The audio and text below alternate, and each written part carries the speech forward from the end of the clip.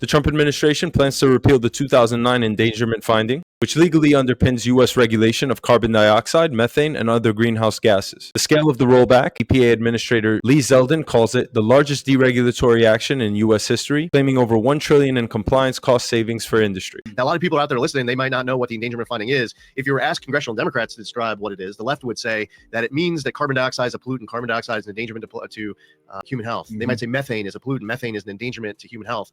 And that's an oversimplified, I would say, inaccurate way to describe it. The way they did this was following a Supreme Court case in Massachusetts versus EPA. And the Obama administration said that carbon dioxide, when mixed with a bunch of other well-mixed gases, the greenhouse gases, that it contributes to climate change. How much, they don't say. It's more than zero. And they say that climate change endangers human health.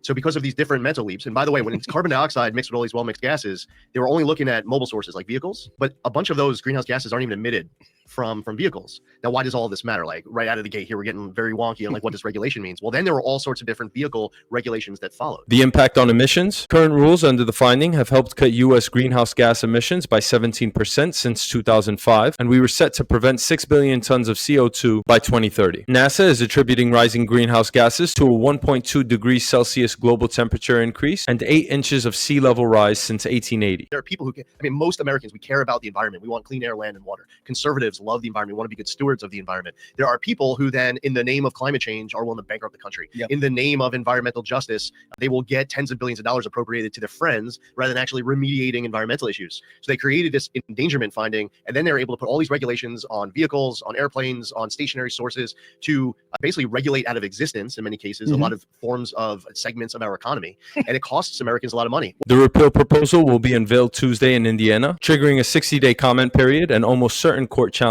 that could delay or block the rollback. Let me know your thoughts.